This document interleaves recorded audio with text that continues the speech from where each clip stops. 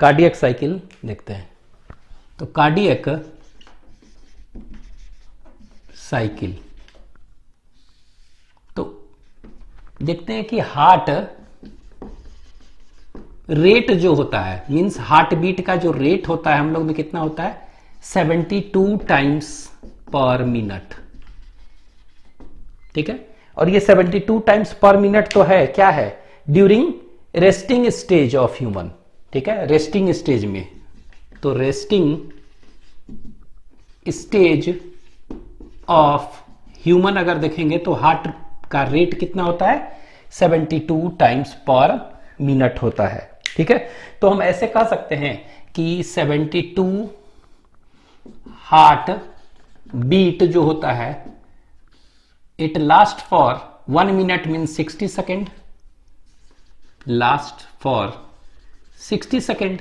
ठीक है, तो एक हार्ट बीट कितना समय लगेगा, means 1 heart beat will occur for 60/72। इसको करेंगे तो कितना आ जाएगा, दैट इज 0.8 सेकेंड। तो एक जो हार्ट बीट होता है ना, वो कितना समय लेता है, 0.8 सेकेंड लेता है।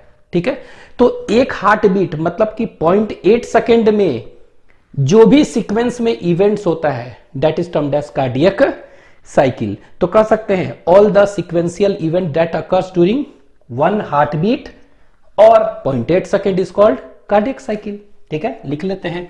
तो all the sequential events that occurs during 1 heartbeat और 0.8 सेकेंड और 0.8 second is called cardiac cycle. इसी को हम कार्डियक साइकिल कहते हैं। तो क्या क्या होता है हर एक डिटेल हम देखेंगे। ठीक है, तो इसको हम कहते हैं कार्डियक साइकिल। तो ये सीक्वेंशियल इवेंट्स को, ठीक है, और इसमें होता क्या क्या है, तो हार्ट का जो चेंबर्स है ना, ऑरिकल होता है और वेंट्रिकल। तो ऑरिकल का कॉन्ट्रैक्शन कर सकता है, रिलैक्सेशन कर सकता है, वेंट्रिकल कॉन्ट्रैक्ट कर सकता है, रिलैक्स कर सकता है। ठीक है, तो कॉन्ट्रैक्शन और रिलैक्सेशन ऑफ हार्ट चेंबर, यही तो दो हो रहा है। तो कॉन्ट्रैक्शन ऑफ हार्ट चेंबर, इसको हम एक टर्म यूज करते हैं सिस्टोल, और रिलैक्स जब करेगा हार्ट चेंबर तो क्या कहेंगे, दैट इज डायस्टोल। ठीक है, तो तो इवेंट्स जो सीक्वेंशियल इवेंट्स क्या क्या हो रहा है, तो हम कह सकते हैं सीक्वेंशियल इवेंट्स जो हो रहे हैं उसको हम कहेंगे that is termed as systole and diastole. ठीक है, तो दो होता है, सिस्टोल एंड डायस्टोल। तो ऐसा हो सकता है कि ऑरिकुलर सिस्टोल हो सकता है, वेंट्रिकुलर सिस्टोल हो सकता है, ऑरिकुलर डायस्टोल हो सकता है, वेंट्रिकुलर डायस्टोल हो सकता है। ठीक है, तो ये है, तो सिस्टोल और डायस्टोल ये दो इवेंट्स मेनली होते हैं। और इस दो इवेंट्स में क्या क्या होता है, तो हम कह सकते हैं सिस्टोल क्या हुआ, दोनों में डिफरेंस देख रहे हैं थोड़ा सा करके, तो कॉन्ट्रैक्शन होगा ना, तो कॉन्ट्रैक्शन ऑफ हार्ट चेंबर्स, तो कोई भी हार्ट चेंबर्स हो, ऑरिकल का कॉन्ट्रैक्शन हो चाहे वेंट्रिकल का। ठीक है, तो that is contraction of heart chamber is termed as what, systole. ठीक है, अगर ऑरिकल करेगा तो ऑरिकुलर सिस्टोल, वेंट्रिकल करेगा तो वेंट्रिकुलर सिस्टोल। लेकिन अगर रिलैक्स करेगा, रिलैक्सेशन भी हो सकता है ना, तो रिलैक्सेशन ऑफ हार्ट चेंबर्स। ठीक है, तो रिलैक्सेशन ऑफ हार्ट चेंबर्स होगा तो इसको हम क्या कहेंगे, डायस्टोल कहेंगे। तो ऑरिकल करेगा एट्रियल डायस्टोल, वेंट्रिकुलर डायस्टोल। ठीक है, ये दूसरा।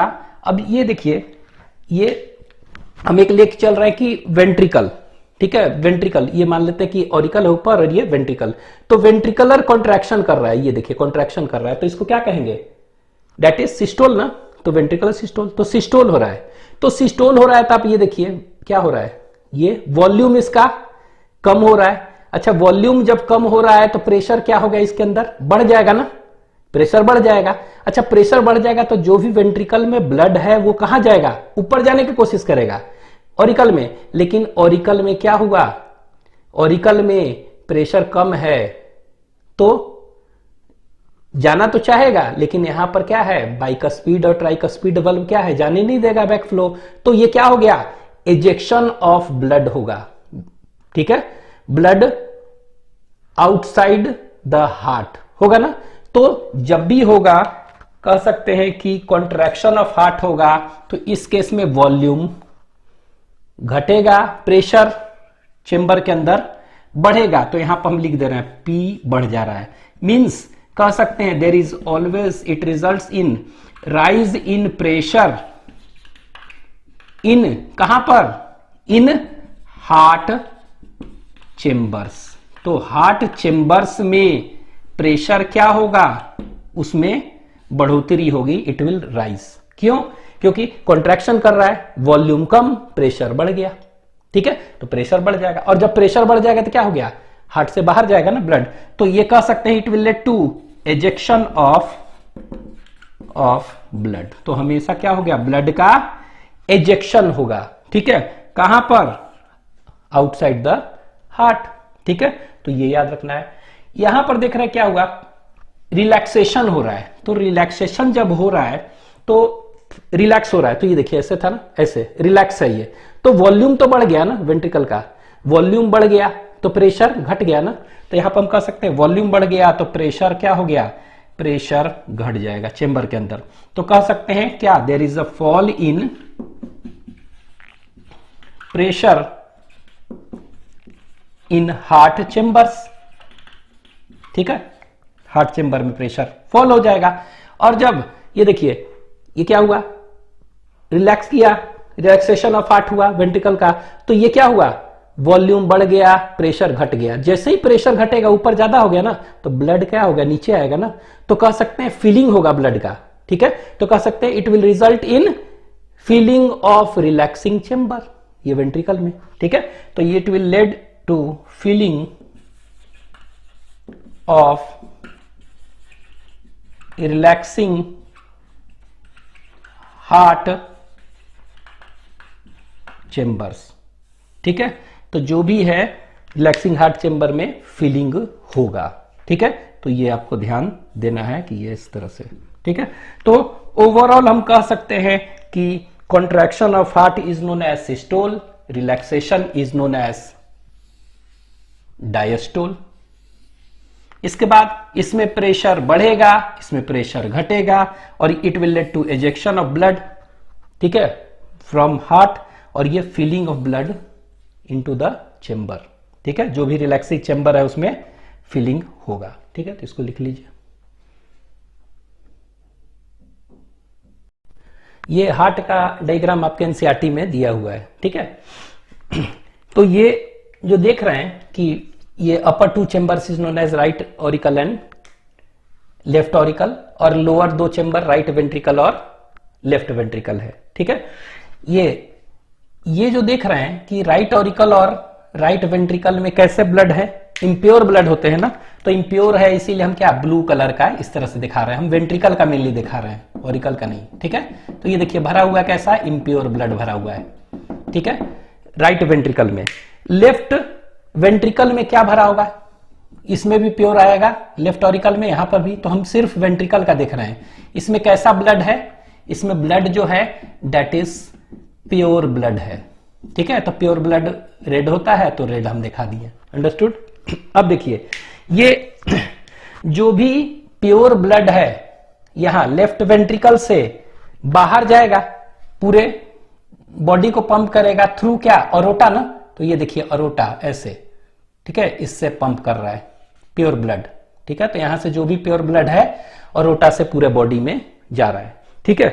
लेकिन इम्प्योर ब्लड कहां जाता है, वेंट्रिकल से, यहां से लंग्स में जाएगा ना फॉर ऑक्सीजनेशन। तो ये देखिए ऐसे होते हुए यहां गया, इस तरह से ऐसे निकल रहा है पल्मोनरी आर्टरी से, ये आपको मालूम है, ठीक है।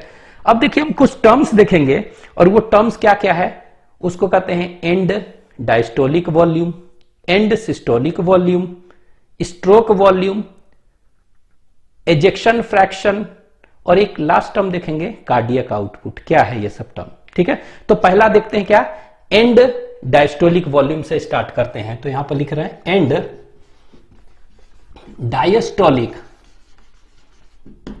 वॉल्यूम, ठीक है, इसको हम कह सकते हैं EDV, ठीक है, तो एंड डायस्टोलिक वॉल्यूम EDV। अच्छा यहां देखिए एंड डायस्टोल मतलब क्या हुआ, ये देखिए वेंट्रिकल का सिर्फ हम देख रहे हैं, देखिए आप ये देखिए वेंट्रिकल क्या हो रहा है, ये डायस्टोल हो रहा है, डायस्टोल मतलब क्या हुआ, रिलैक्स हो रहा है, तो ये देखिए रिलैक्स हो रहा है, रिलैक्स हो रहा है, रिलैक्स हो रहा है, रिलैक्स हो रहा है, रिलैक्स हो रहा है, ये रिलैक्स हो गया पूरा, मतलब ये जो हार्ट का फिगर बनाया है ना, ये रिलैक्स्ड हार्ट का चेंबर दिखाए हैं, कॉन्ट्रैक्ट नहीं, ठीक है।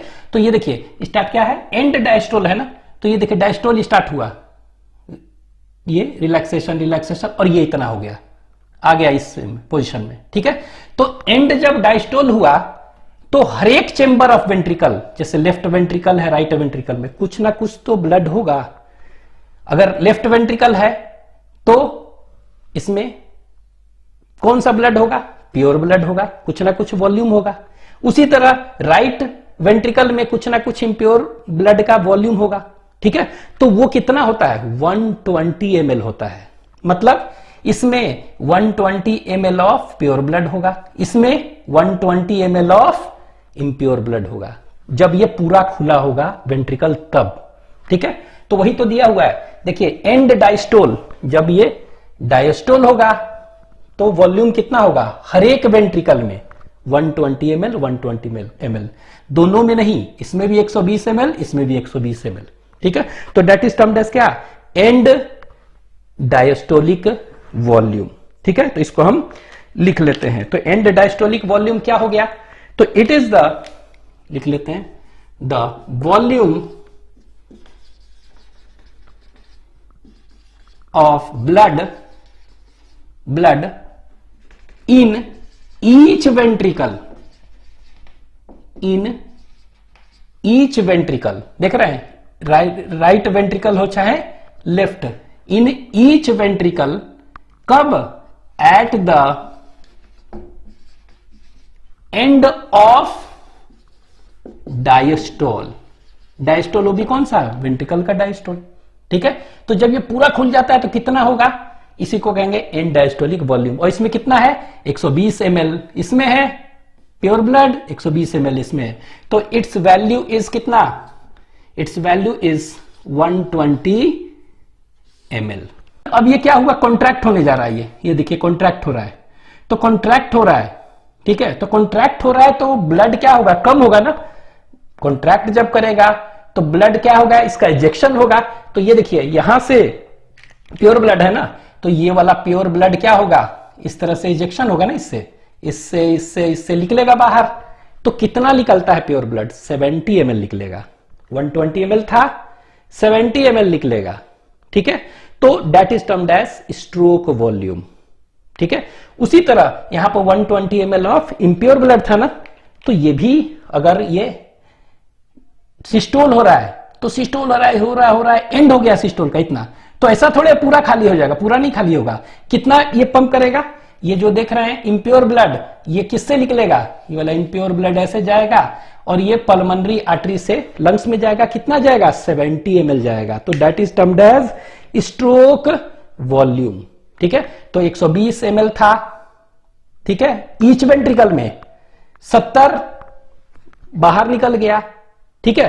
तो जब ये कॉन्ट्रैक्ट किया तो निकला ना, तो कितना बच गया बाद में, जब सिस्टोल पूरा हो गया तो कुछ ना कुछ तो बचा रहेगा ना, कितना बच गया, तो 120 माइनस 70 कितना हो गया, 50 ml। मतलब कि 50 ml कब बचा, जब सिस्टोल हो गया है उसके एंड में ना, तो उसको कहेंगे एंड सिस्टोलिक वॉल्यूम, ठीक है। तो इसको हम यहां पर लिख दे रहे हैं, second point is and systolic volume, ESV, ठीक है। क्या कहेंगे इसको, एंड सिस्टोलिक वॉल्यूम, ठीक है। तो ये क्या हो गया, तो इसको डिफाइन कर लेते हैं, तो कह सकते हैं द वॉल्यूम ऑफ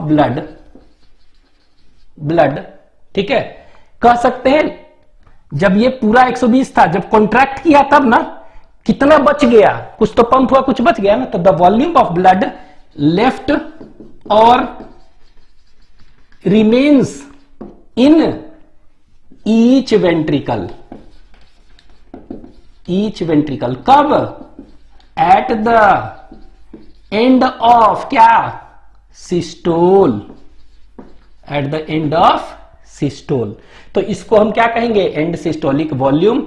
और ये कितना बच गया, 120 था, 70 निकल गया, तो माइनस किए तो 50, मतलब कि 50 बच गया ना ml, तो ये इसका वैल्यू कितना होता है 50 ml। ये ध्यान देना है कि 50 ml ये हो गया नॉर्मल एंड सिस्टोलिक वॉल्यूम होता है। और जो पंप हो गया है उसको क्या कहेंगे, स्ट्रोक वॉल्यूम। ठीक है, तो अब आपको पूछेगा what is the maximum value of volume of blood that is present in each ventricle in cardiac cycle. तो मैक्सिमम कितना हो सकता है 120 ml, लेकिन मिनिमम कितना होगा 50 ml, इससे कम नहीं होता है। ठीक है, तो ये याद रखेंगे। ये हो गया। इसको हम एक तरह से ऐसे भी कह सकते हैं कि व्हाट इज द, पूछ देगा what is the volume of blood in each ventricle, कह देगा प्रायर टू कॉन्ट्रैक्शन। क्या कह देगा, प्रायर टू कॉन्ट्रैक्शन, मतलब कॉन्ट्रैक्शन से पहले। तो ये देखिए, मतलब ये क्या पूछ रहा है, इसका पूछ रहा है, तो इसी को आप कह सकते हैं क्या है, प्रायर टू कॉन्ट्रैक्शन भी कह सकते हैं। तो ऐसे भी कह सकते हैं the volume of blood in each ventricle prior to contraction, मतलब कॉन्ट्रैक्शन से पहले, मतलब ये खुला है तब।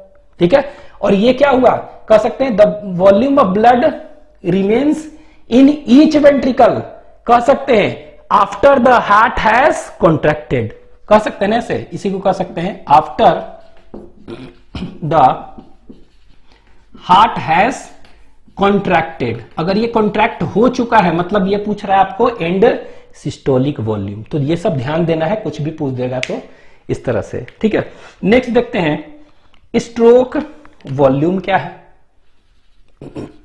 Stroke volume what is it, तो एसवी से कह रहे हैं इसको हम।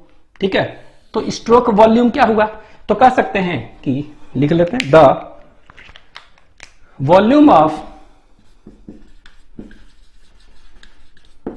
ब्लड एक्चुअली एजेक्टेड और पंप्ड भी कह सकते हैं, और pumped out by each ventricle.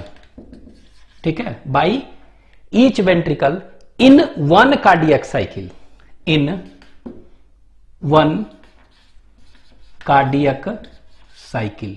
ठीक है, तो एक कार्डियक साइकिल में ये कितना करेगा, तो ये बताया था ना कि ये लेफ्ट वेंट्रिकल से 70 ml भेजता है, राइट वेंट्रिकल से 70 ml। ठीक है, बस अंतर है कि ये प्योर ब्लड भेजेगा, ये इम्प्योर ब्लड भेजेगा। ठीक है, तो इसका वैल्यू क्या हो जाएगा, इट्स वैल्यू इज 70 ml। तो कैसे 70 ml आया, तो 120 था, 50 बचा है, मतलब कि 70 चला गया, तो कह सकते हैं it is equal to end diastolic volume minus end systolic volume, कह सकते हैं ना इतना। तो ये कितना आ जाएगा, तो ये देखेंगे तो that is 120 ml minus 50 is equal to 70 ml। तो स्ट्रोक वॉल्यूम कितना है 70 ml है। तो ये आपको डाटा याद रखना होगा कि एंड डायस्टोलिक वॉल्यूम 120 ml होता है, एंड सिस्टोलिक वॉल्यूम 50 ml, इसके बाद स्ट्रोक वॉल्यूम इज 70 ml। ठीक है, तो ये क्या हुआ, एक देख रहे हैं pumped out by each ventricle in one cardiac cycle. One cardiac cycle मतलब क्या हुआ, वन हार्ट बीट में। ठीक है, वन कार्डियक साइकिल और वन हार्ट बीट, तो यहां पर कह सकते हैं और वन हार्ट बीट। ठीक है, तो एक हार्ट बीट में कितना निकल रहा है, 70 ml of pure blood is given to different parts of the body. ठीक है, तो ये याद रखेंगे 70। तो ये देख रहे हैं 70 ml, लेकिन एक हार्ट बीट में 70 ml सप्लाई कर रहा है pure oxygenated blood to organ different organs. ठीक है, तो एक मिनट में कितना करेगा, तो 70 इंटू 72 कर देंगे तो 1 मिनट में आ जाएगा, तो 5 लीटर्स करीब कहते हैं, ठीक है। और उसको कहते हैं कार्डियक आउटपुट। तो अभी हम देखेंगे कार्डियक आउटपुट। तो एक चीज याद रखेंगे इससे पहले कि एक टर्म है एजेक्शन फ्रैक्शन कहते हैं। क्या कहते हैं इसको? एजेक्शन फ्रैक्शन। एजेक्शन फ्रैक्शन कहते हैं इसको, हम शॉर्ट में ईएफ कह सकते हैं, ईएफ, ठीक है। तो एजेक्शन फ्रैक्शन और ईएफ, तो ये क्या है एजेक्शन फ्रैक्शन? तो आप कह सकते हैं ejection fraction is equal to stroke volume SV by end diastolic volume. तो स्ट्रोक वॉल्यूम कितना है 70 ml और ये कितना है 120 ml। तो 70 ml ये है, 120 ml, तो इसी को कहते हैं दैट इज नोन एज क्या?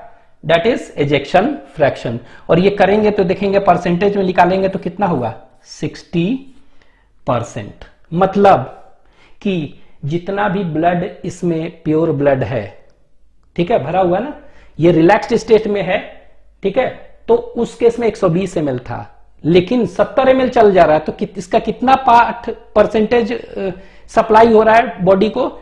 That is 60%। तो ये याद रखना है कि एजेक्शन फ्रैक्शन का वैल्यू कितना होता है, इट इज अबाउट 60%, ठीक है। तो ये याद रखना है। एक लास्ट है कार्डियक आउटपुट, देख लेते हैं कार्डियक आउटपुट। कार्डियक आउटपुट, इसको हम शॉर्ट में क्या कह देंगे? सीओ कह देंगे, ठीक है। तो कार्डियक आउटपुट सीओ। तो कार्डियक आउटपुट यहां देखिए सीओ, कार्डियक आउटपुट जो है ये कितना वैल्यू होगा, ठीक है। तो वैल्यू कह सकते हैं ना, देखिए एक बार में कितना, एक हार्ट बीट में कितना सप्लाई कर रहा है 70 ml, तो 72 टाइम्स हो गया ना पर मिनट, तो इंटू 72 कर देंगे तो कितना होगा 5 लीटर। इसी को कहते हैं क्या?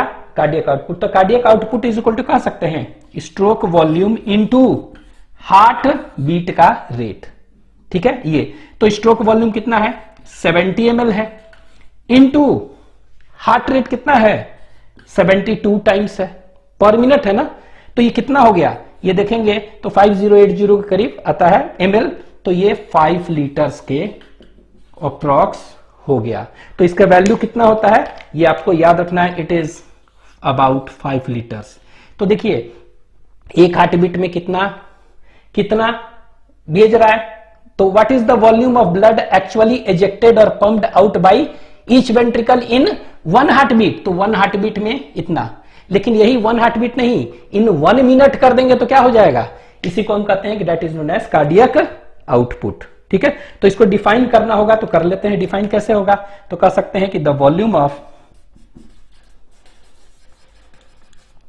ऑफ ब्लड एजेक्टेड और pumped out by each ventricle, याद रखेंगे ईच वेंट्रिकल, ये इंपॉर्टेंट है, by each ventricle in 1 heart beat यहां था, इन 1 मिनट, ठीक है, मींस 72 हार्ट बीट। तो इसको हम कहते हैं क्या? Cardiac output, and it's value is कितना 5 लीटर्स, ठीक है। तो कार्डियक आउटपुट नॉर्मल कितना है 5 लीटर्स, मतलब कि हमारा हार्ट एवरी मिनट कितना निकालता है blood, oxygenated blood, it delivers और pumps about 5 litres of oxygenated blood to all the different organs, ठीक है। लेकिन ये कार्डियक आउटपुट जो है ये 5 टाइम्स इंक्रीज भी कर सकता है, ठीक है, 5 टाइम्स इंक्रीज। क्यों? कैसे इंक्रीज करेगा 5 टाइम्स? मतलब ये 22.5 लीटर भी हो सकता है। कैसे? तो होता क्या है, मान लीजिए हम एक्सरसाइज कर रहे हैं काफी, तो उसमें हार्ट बीट क्या होता है, बढ़ता है ना, हार्ट बीट बढ़ रहा है। तो यहां पर देखिए ये डिपेंड किस पर कर रहा है, ये तो डिपेंड कर रहा है स्ट्रोक वॉल्यूम पर और हार्ट रेट पर ना। तो जब हम काफी एक्सरसाइज कर रहे हैं, चाहे काफी स्टीनस कंडीशंस में है, तो उस केस में हार्ट रेट क्या हो गया, बढ़ सकता है ना। 72 तो हम क्या लिखे थे, बताए थे नॉर्मल हार्ट बीट है, ठीक है, हार्ट रेट है। लेकिन ये बढ़ते बढ़ते मैक्सिमम कितना हो सकता है डिफरेंट कंडीशन में, मैक्सिमम 150 भी हो सकता है ये HR हार्ट रेट, ठीक है। उसी तरह स्ट्रोक वॉल्यूम भी जो है ना, डिफरेंट केसेस देखा गया कि मैक्सिमम 150 हो सकता है कितना नॉर्मल स्ट्रोक वॉल्यूम 70 ml, लेकिन मैक्सिमम 150 भी हो सकता है, डिफरेंट कंडीशंस में, ठीक है। तो ये 150 हो गया इंटू 150 कितना हो गया 2250 हो गया। मतलब कह सकते हैं ना कि अप टू कितना 22.5 लीटर्स भी हो सकता है। तो एक लाइन हम यहां पर लिख दे रहे हैं कि it can increase up to, it can increase up to कितना fold 5 fold, that is up to कितना हो सकता है 22.5 लीटर्स भी देखा गया है कि इतना तक हो सकता है, ठीक है 22.5 लीटर्स इतना। क्यों पूछ देगा, तो due to increase in stroke volume only, नहीं। Due to increase in heart rate only, नहीं। Due to increase in both stroke volume and heart rate, yes, ठीक है। तो due to increase in both stroke volume and heart rate, तो दोनों के बढ़ने से, तो कह सकते हैं ये डिपेंड क्या पर कर रहा है, ये बोथ कर रहा है दोनों पर, स्ट्रोक वॉल्यूम और हार्ट रेट दोनों पर ये डिपेंड कर रहा है, ठीक है। तो ये आपको इतना याद रखना है। डिफरेंट टर्म्स क्या क्या था, end diastolic volume, end systolic volume, stroke volume, ejection fraction and cardiac output, ठीक है, लिख लीजिए इसको।